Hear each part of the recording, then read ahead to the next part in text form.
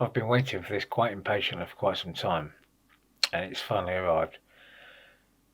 Now, we've all seen unboxing videos before, so I'm going to fast forward through it. But to give you some idea of just how long I've been waiting, I'll include my shipping delivery tracking here, because it was just a phenomenal tease more than anything else. Let's take a quick look and see what's in the box.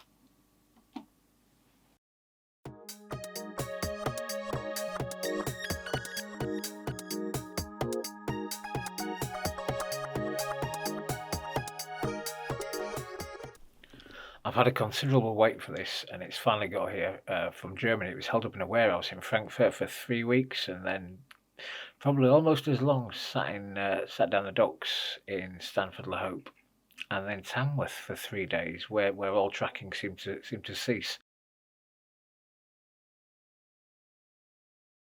So inside we've got the Eurorack rack from Behringer.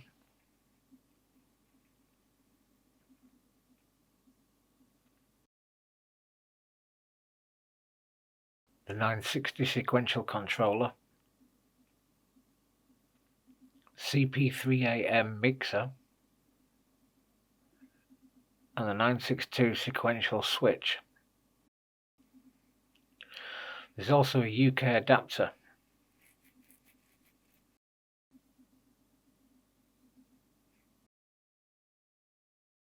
They've kindly included something for me to colour it. Fantastic. So first up we have the 960 Sequential Controller, apparently the legendary analog step sequencer module for Eurorack.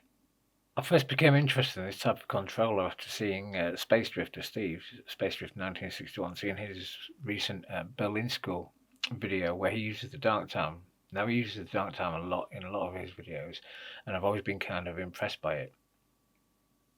And then I think on the same day I saw an upload by Resonant Anvil using the MOSLab 5U controller, which I'd not come across before, but I quite like the format of that, so I gave it a Google. But the first thing that came up in a Google search was the Behringer 960 Sequential Controller, which was at a fantastic price through Tommen. It's £136 or something like that, which was just, it was too good to turn down, really.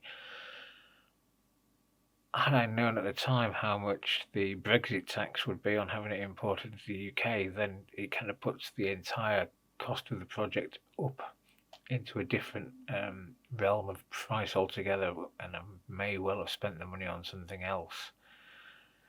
But I'm not going to complain. Well, not too much.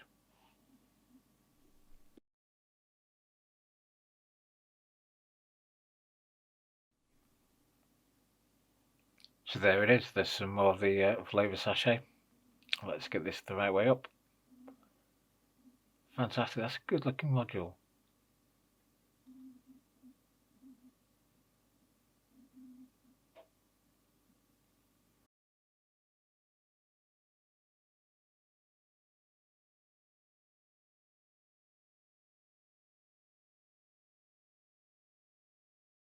Nice and slimline. Camera's going slightly out of focus. Really excited about this. Can't wait to use it and see what we can do with it. The 962 Sequential Switch, just because it kind of goes hand in hand and turns the 8-step sequence into a possible 24-step or 16-step, however you want to have it.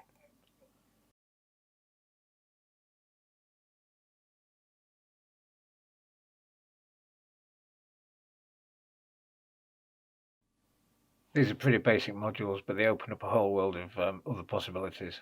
And it has a little smiley face made out of chips on the back.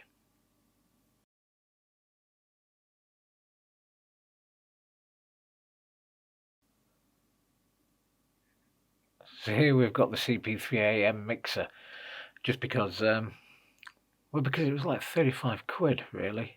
It takes up a bit of space in the case, and since there's 3 tracks on the sequencer, it just seemed to make sense to have a 3-way mixer.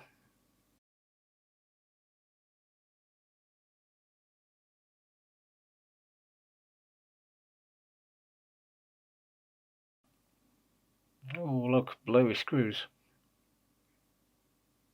There we go.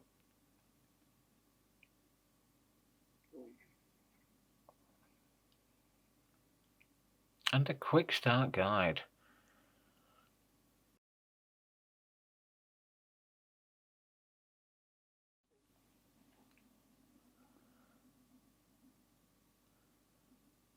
So there's the mixer.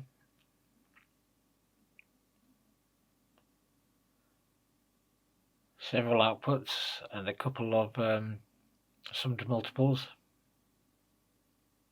Again, a similar build and form factor to the others. And with a DC level DC balance.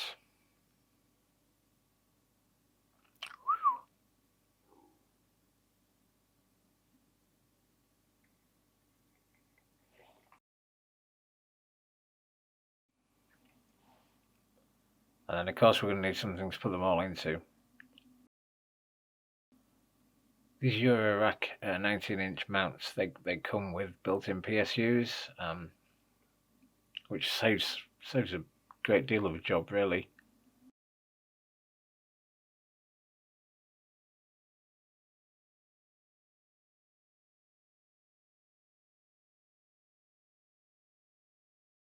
Now, I do tend to like 19-inch racks, and I have a lot of rack gear, so it did make sense to go for the 19-inch Eurorack mount for them.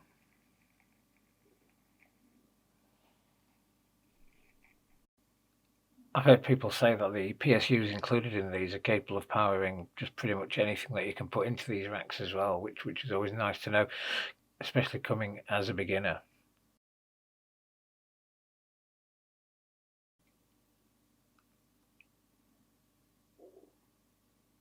It's nice to have that peace of mind.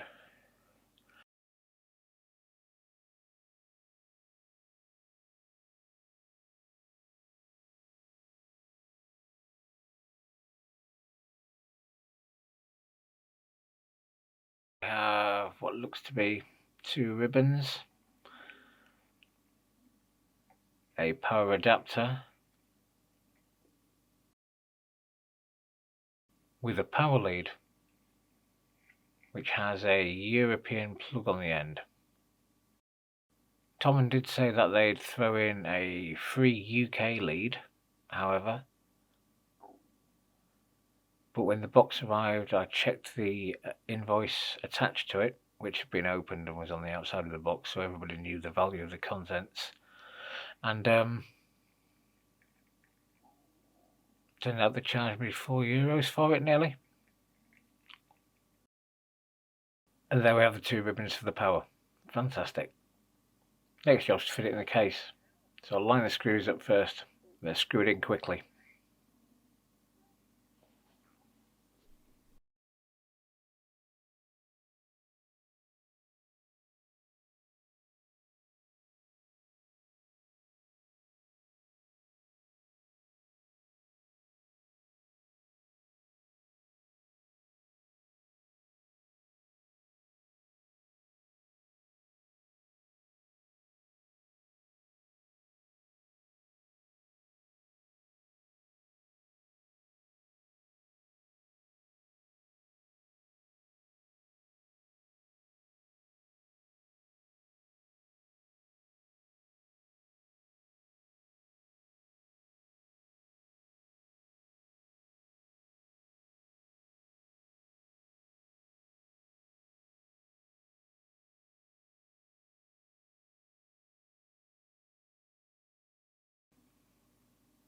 That went together well.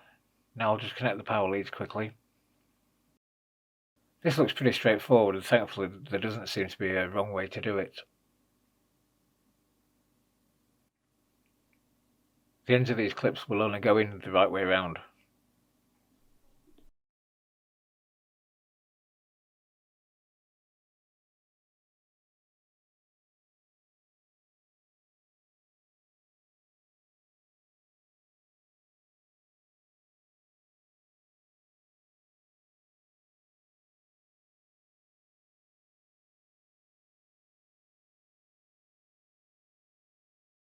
There we have it. The next job is to plug it in and make sure it all lights up properly.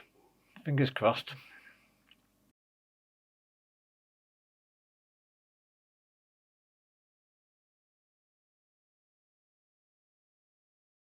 Looking good so far.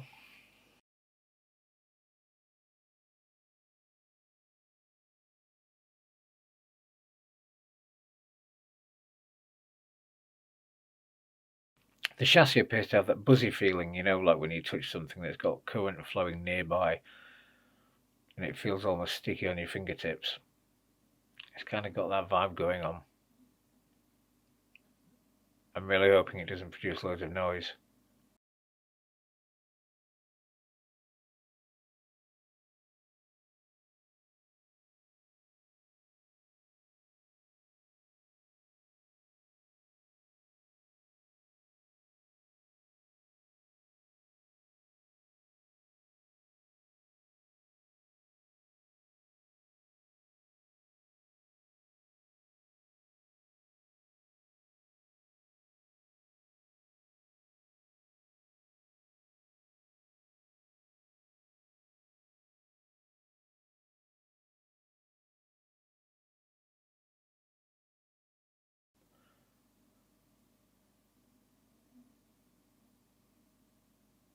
I quite like the variations in speed control.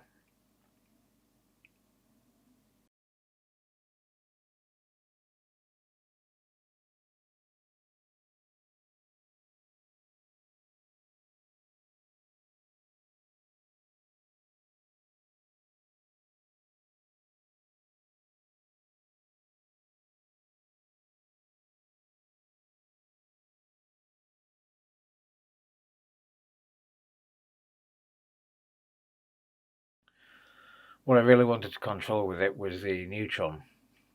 Now, I built a rack for these before, a kind of homemade DIY just stand. This isn't that one, however. This is a different one, which I've just polished the ends of. Although I'm not sure why. I may have to take these off. Do I take these off? I'll take a look and see. So I picked up a couple of these recently. The Eurorack ears, I found them secondhand on unused on eBay for 10 quid a pair. I really like rack mounted gear. It saves a load of desk space, and it has a quick start guide to go with rack ears.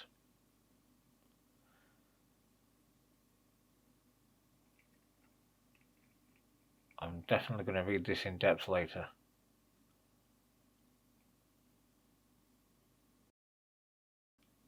Yep, don't remove the screws. Right. Okay, so we don't remove the wood ends. That saves a job. We just need to take out these two screws and screw them onto the end, which I'll do quickly now.